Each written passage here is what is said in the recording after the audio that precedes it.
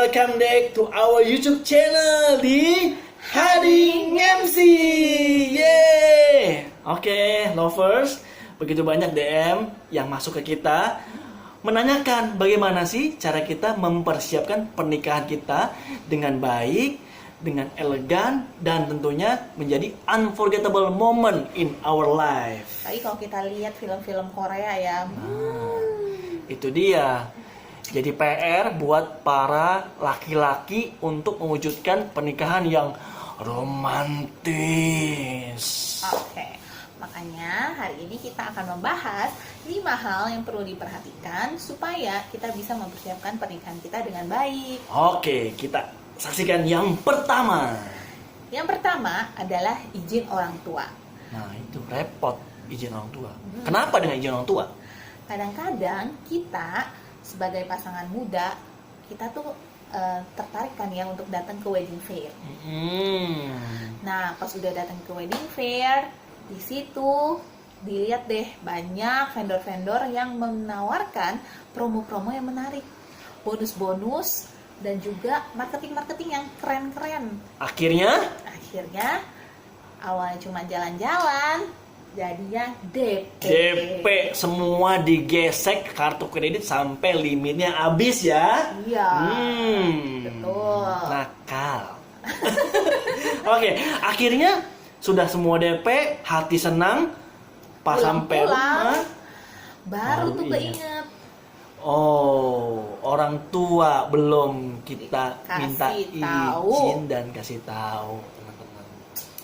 Nah, oleh sebab itu sebenarnya izin orang tua ini memang benteng pertama yang mesti kita lalui. Oleh sebab itu, kalau kita mau married, persiapan pernikahan, ya berikanlah gimmick-gimmick ke orang tua. Kalau kita sinyal-sinyal ya, kalau kita udah mau lanjut ke tahap berikutnya, sehingga orang tua nggak kaget. Iya. Gitu. Oke, yang kedua. Yang kedua ini ngomong tentang hepeng, tentang duit, teman-teman. Kadang-kadang kita punya budget yang terbatas, tapi pengen semuanya wow. Ya nggak salah sih kalau kamu punya uang banyak, kamu pengen pestanya wow. Tapi kadang-kadang budgetnya terbatas, minim, tapi kita pengennya yang serba mewah. Nah, itu kan jadi masalah ya. Betul. Pada akhirnya yang ini belum beres, yang ini kita bingung lunasin pakai apa. Oke. Oleh sebab itu, kita punya tips and trick buat tentang terkait dengan budget ini, teman-teman.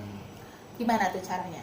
Yang pertama, bikinlah budget supaya kalau udah mau sampai ke batas maksimal, udah keluar nih lampu kuningnya.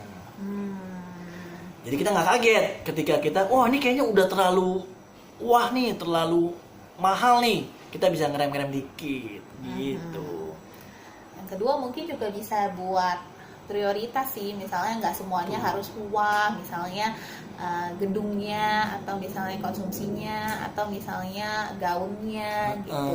Nggak semua harus kita prioritas sampai batas maksimal, tapi kita bisa lihat yang mana yang memang kita pengen lebih cantik dan lebih ciamik di dalamnya. Oke. Yang ketiga yang perlu diperhatiin adalah kadang-kadang dalam persiapan pernikahan itu kita suka berantem untuk hal-hal yang sepele. Kamu sih maunya ini bagus, itu bagus.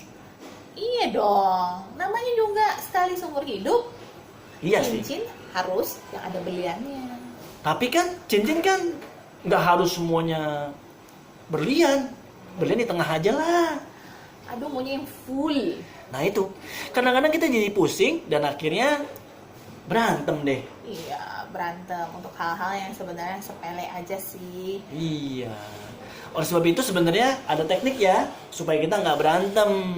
Gimana tuh tekniknya? Nah, disebut dengan teknik komunikasi. Kita ngobrolin baik-baik. Kira-kira sebelum kita menuju ke tempat vendor, kamu mau kayak gimana sih? Sehingga nanti ketika kita sampai sana udah sepakat. Gitu. Oke, yang keempat. Yang keempat, ini masalah yang paling penting, di mana kita mengundang orang-orang untuk hadir dalam pesta pernikahan kita. Berarti tentang jumlah undangan ya. Jumlah undangan. Kadang-kadang kita pengen undang semua teman-teman kita, bahkan teman-teman kita dari SD sampai kita kuliah. Wow. Akhirnya jadi banyak banget. Belum lagi kolega-kolega dari parents kita ya, orang tua Itu kita. dia. Kadang-kadang itu jadi hal yang harus kita perhatikan ya, terutama teman sekantor aja udah banyak banget. Wow, mau dipindahin ke kantor. Nah itu kita pindahin semua teman-teman kantor yang ada di kantor masuk ke pesta pernikahan kita, yang pada akhirnya jadinya meeting kita di kantor.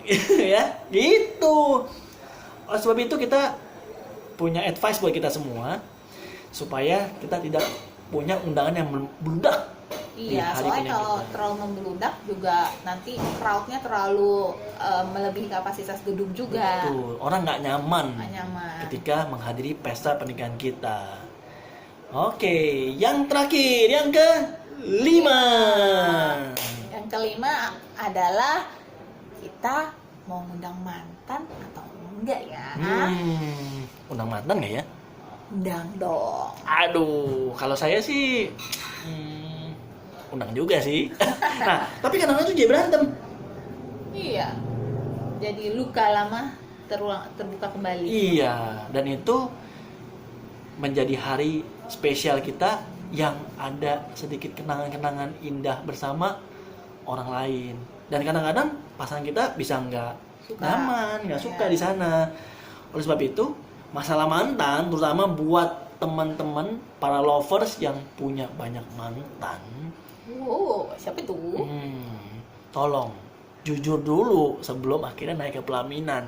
Jangan sampai Nanti dikasih papan bunga. dari para mantan. Nah, oke, sobat lovers, itulah 5 tips dari kami untuk kita perhatikan sehingga di hari wedding pernikahan kita menjadi hari yang spektakuler, yang sangat wah dan romantis tentunya. Ya, jangan lupa like Subscribe dan komen di our YouTube dan channel. ditunggu untuk konten-konten berikutnya. Dadah.